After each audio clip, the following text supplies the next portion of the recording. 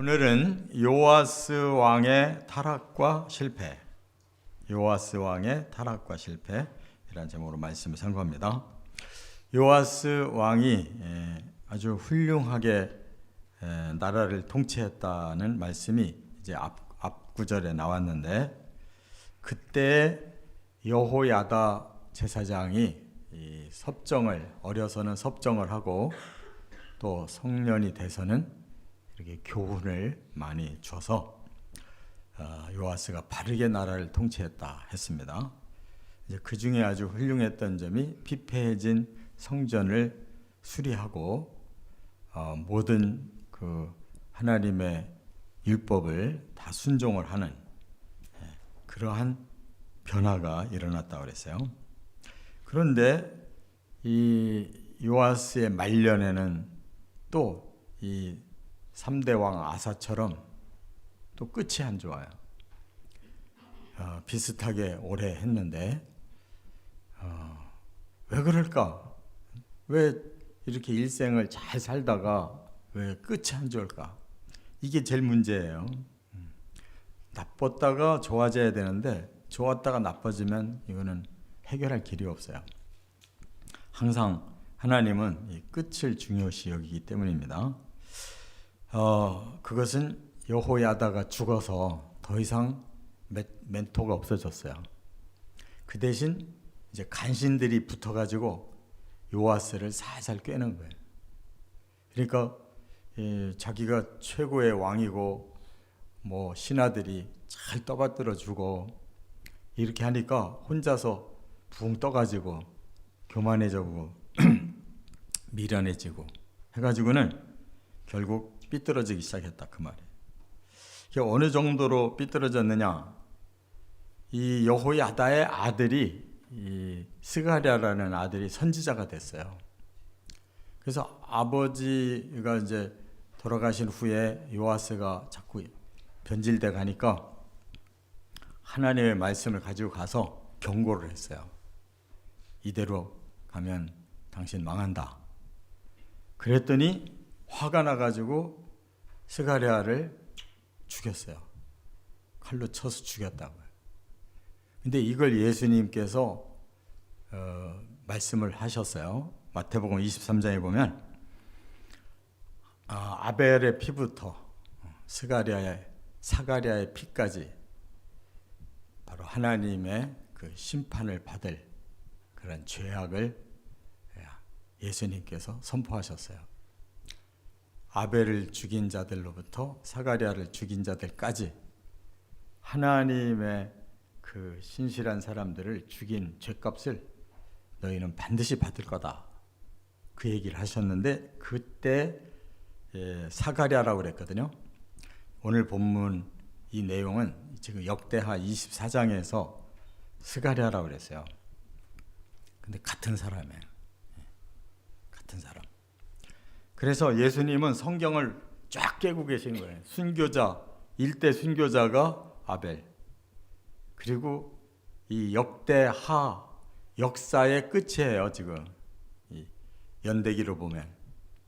그 구약 시대에 바로 마지막 순교자를 예수님은 사가랴라고 말씀하고 그 구약 역사의 시작부터 끝까지의 그 순교자를 예수님은 그들의 죄값 반드시 갚는다. 심판을 선언한 것이에요. 자, 그렇기 때문에 오늘 우리는 이 요아스 왕의 이 타락, 이 실패 잘 배워야 돼요. 왜 그가 이렇게 됐는지. 첫째, 17절에 보면 아람 왕 하사엘에게 침략당했다 그랬어요. 자, 하사엘 그러면은 아람의 왕이 될 것을 엘리야에게 하나님 예언 주셨고 엘리야 시대에 이루어지지 않았고 엘리사 시대에도 이제 엘리사가 직접 가서 기름 못 붓어요. 그 시대가 막 전시 시대이기 때문에 북이스라엘과 하사엘이 막 전쟁 중에 있었어요. 그래서 이제 하사엘이 왕이 되기 직전에 이제 기름을 붓게 되고 북이스라엘의 예후에게 기름을 부어가지고 막 북이스라엘이 그냥 망하는 가운데서 혁명을 일으켰어요. 그런데 이번에는 조금 이제 시간이 흐른 후에 하사엘이 왕이 된 다음에 북이스라엘을 공격하더니 이번에는 남유다를 공격했어요. 그래서 북이스라엘은 예후를 통해서 이제 다시 살아났고, 남유다는 요아스 시대인데도 불구하고 요아스가 마음이 바뀌어가지고 막 우상숭배하면서 이렇게 나가기 시작하니까 하나님이 하사엘을 보내서 이제 징계를 하신 거예요. 그런데 이 요아스는 그 전쟁에서 부상을 당합니다. 그래서 결국 그 말년은 불행하게 마쳐요. 그런데도 전혀 회개가 없어요. 그러면 어떻게 하나님께서 이렇게 징계를 내리실 때 그가 회개가 없느냐? 이미 마음이 돌아서서 하나님을 그렇게 사랑해서 성전 수리까지 했던 사람인데 자기가 이제 높아져서 간신들이 계속 그를 축혀 세우니까 자기가 아주 하나님처럼 생각한 거예요. 그러다 보니까 이런 선지자도 죽이고 아무것도 두려워하지를 않는 이런 교만 때문에 하나님이 이렇게 하사엘 군대를 보내서 막 나라가 다 망하게 생겼는데도 그는 회개를 안 해요. 부상까지 당했는데도 회개를 안 해요. 이것이 이제 요아스가 망하게 된 이유입니다. 비록 좀 잘못될 수는 있지만 회개만 하면 다시 바꿔줘요, 하나님이. 이 히스기야랑 비교가 돼요. 이제 나중에 나오는 히스기야 왕은 자기가 병들 때 어떻게 했어요? 성벽을 향해서 병 고쳐주시고 다시 사용해달라고 기도했잖아요. 마음을 싹 하나님께 쏟아가지고. 그때 그 사람이 병이 낫고 15년 더 연장하는 바람에 그 아수르를 이기게 하시고 그 유다가 다시 살아나잖아요.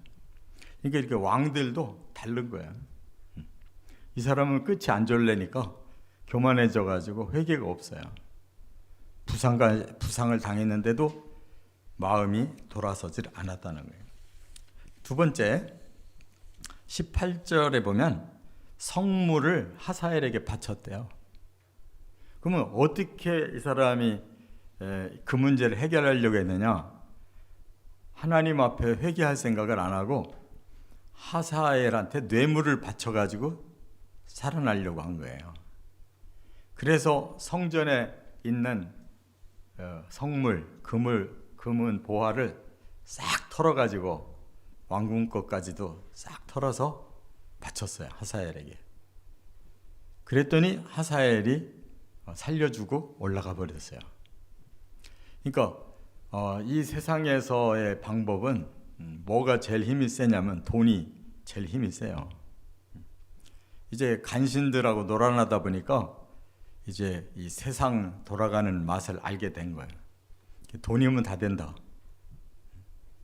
사람들이 회개하지 않는 이상은 자기들이 할 수 있는 방법이 있으니까 회개 안 하는 거예요. 돈으로 다 해결할 수 있다 이렇게 생각하는 거예요. 그러면 하나님이 필요하지 않잖아요. 하나님이 필요해야 좀 하나님 앞에 엎드리고 죄도 고하고 용서도 빌고 할 텐데 지금 요아스는 그럴 마음 전혀 없어요. 이 나라가 망하게 생기니까 하사엘에게 뇌물 주고 돌아가니까 자기는 모든 거 다 승리했다. 자기 뜻대로 됐다. 이렇게 생각하는 거예요.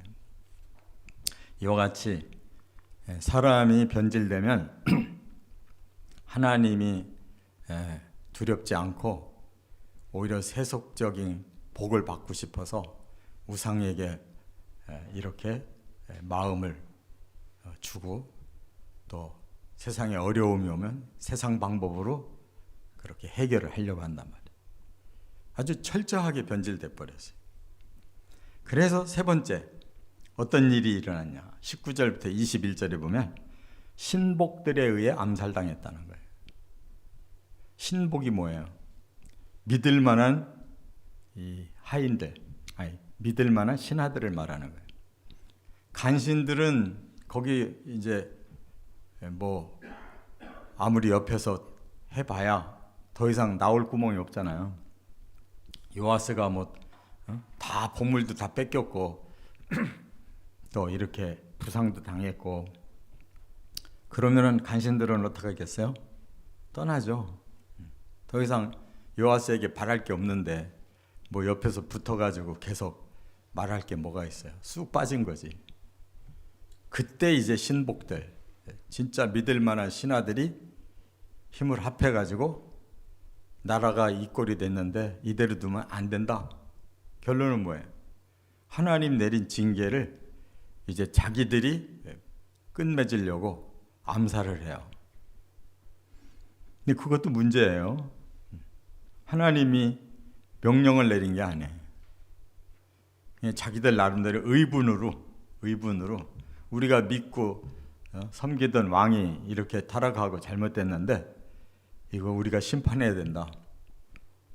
심판은 하나님이 하는 거지 사람이 하는 게 아닙니다. 심판 당해요 그러면. 왜냐하면 같은 죄인들끼리 누가 누구를 심판하겠어요. 그러니까 회개까지만 우리가 하는 거지 심판은 하나님 처분에 달려있는 거예요. 그렇게 신복에 의해서 암살을 하고 나니까 이 나라가 제대로 되겠냐. 그리고 요아스는 가장 복 있는 왕이었다가 가장 저주받은 왕으로 끝나버렸단 말이에요. 이것이 바로 우리 인생에서 가장 불행한 일이에요. 요아스는 40년을 이 왕위에 있으면서 이 여호야다가 굉장히 오래 살았어요. 그래서 오랫동안 이 요아스를 계속 지도를 해줘가지고 훌륭하게 살다가 결국 끝에 가서 여호야다가 죽고 나니까 확 변질돼가지고 그냥 말년에 완전히 패배를 당한 거예요. 그러니까 우리가 늙어갈수록 정신 차려야 돼요.